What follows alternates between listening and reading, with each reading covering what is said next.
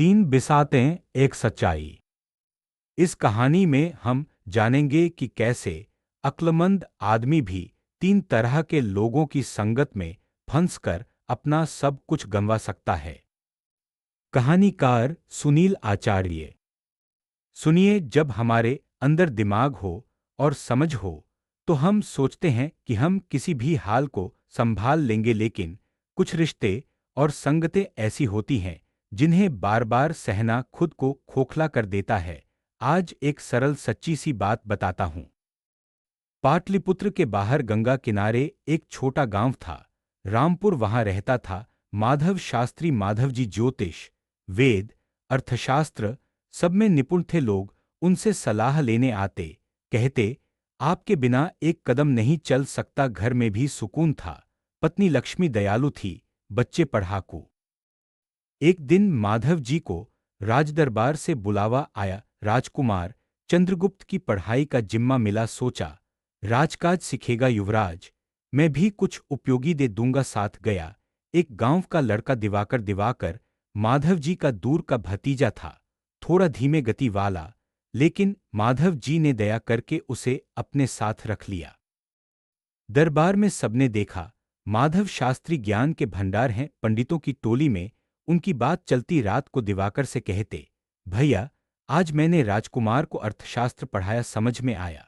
दिवाकर मुस्कुरा देता, हाँ मामा जी, बहुत बढ़िया, लेकिन कभी कॉपी में कुछ न लिखता, कभी कोई सवाल न पूछता, बस एक काम करता, सभी को बताता कि मैं भी राजगुरु का शिष्य हूं, और फिर लो।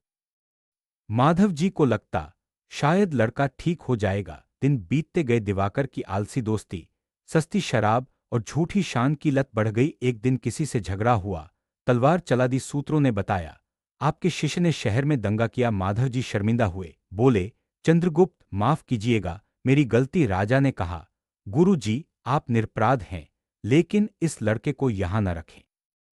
दुखी मन से माधव जी ने दिवाकर को समझाया, बेटा तू मेहनत कर। दिवाकर ने जवाब दिया, आपने ही तो कहा था कि मैं राजकुमार का सहपाठी बनूंगा, अब मेरी औकात मत बताओ। पहला जख्म मन पर लगा। माधव जी को एहसास हुआ, ज्ञान देना आसान है, लेकिन मूर्ख को ज्ञान पचाना नामुमकिन।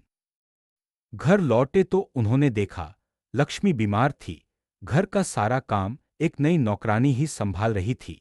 नाम था कलावती। कलावती बोली, शास्त्री जी, मैं बेचारी विधवा हूं, पनाह दीजिए। दयालुता ने हां कर दी। कुछ महीनों में कलावती ने घर के हर ताले की चाबी हाथ में ले ली, रसोई से लेकर तिजोरी तक। माधव जी के बड़े बेटे ने देखा, कलावती रात को बाहर मिलने जाती है। किसी गूंडे से उसने बताया, पिताजी इस औरत पर कान रखिए। माधव जी ने कलावती को बुलाया तो वह रोने लगी, साहब आपके बेटे ने मेरे चरित्र पर उंगली उठाई। माधव जी ने बेटे को डांटा। लक्ष्मी चुपचाप देखती रही। एक रात लक्ष्मी ने चुपके से कहा, सुनिए, कलावती जहर मिला रही है मेरी दवाई में। माधव जी ने हंसकर टाला, तुम्हारा दिमाग खराब है। 3 दिन बाद लक्ष्मी की तबीयत बिगड़ी, चल बसी। रोते हुए बेटे ने बताया, पिताजी कलावती मम्मी की जगह बनना चाहती है। माधव जी ने उसे घर से निकाला, लेकिन दूसरा जख्म गहरा था। अब वह अकेले रह गए। सब्सक्राइब किए। गांव के चंद लोग मिलते, जिनमें एक था मुनीर। मुनीर हर वक्त कहता, गुरुजी, इस दुनिया में कुछ ठीक नहीं, सारे नेता चोर हैं, सारे बेटे बाप को मार देंगे। माधव जी को पहले बुरा लगता, फिर सोचते कहीं न कहीं सच है। धीरे धीरे वह भी सुबह उठकर पहला वाक्य यही बोलते, अब जीवन में कोई रस नहीं रहा। बेटे ने कहा, पापा आप फिर से पढ़ाना शुरू कीजिए। माधव जी ने हाथ हिला दिया, अब कोई मूल्य ही नहीं रहा ज्ञान का। वे दिन भर आंगन में खाट डालकर बैठे रहते, मुनीर की बातें दोहराते। गांव वाले कहने लगे, माधव जी अब खाली कांटे की तरह हैं, अंदर से सूख गए। एक शाम वेदों की पुस्तकें इकट्ठी कर रहे थे तो हाथ में चाणक्य नीति की पुरानी पांडुलिपि लगी। पंक्ति पढ़ी, मूर्ख शिष्य, दुष्ट भार्या और खिन्न मित्र की संगति विद्वान को भी दुखी कर देती है, इनसे तत्काल विरक्त हो जाना चाहिए। आंखों में पहली बार जागृति की चमक लौटी। सोचा, मैंने तीनों को सहा, इसीलिए मैं भी टूट गया।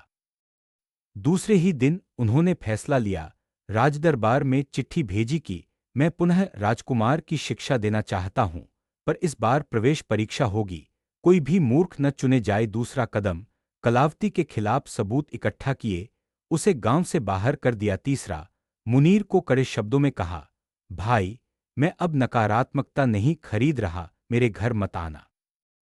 रात को बेटे से बात हुई। बेटा, माफ करना, मैंने मम्मी की बात न मानकर तुम्हें भी दुख दिया।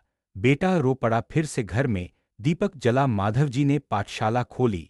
इस बार सिर्फ 10 होनहार बच्चे सुबह 4 बजे उठते, धूप में बैठकर कहते, जीवन बदलना है तो संगति बदलो।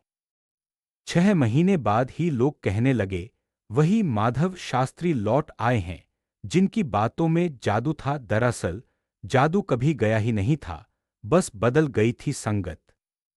सारांश, हमारी समझदारी हमारी सबसे बड़ी पूंजी है, लेकिन अगर हम मूर्ख को बार बार मौका दें, दुष्ट स्वभाव को सहन करें या ऐसे लोगों से लिपटे रहें जो हर पल निराशा बोते हैं, तो वह पूंजी घटती जाती है।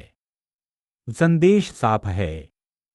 सही शिष्य, सापदिल साथी और उम्मीद भरा माहौल चुनिए, क्योंकि हमारा भविष्य उसी के रंग में रंगा जाता है। चाणक्य की बात याद रखिए, इन 3 संगतियों से दूर रहना, तुरंत और हमेशा के लिए।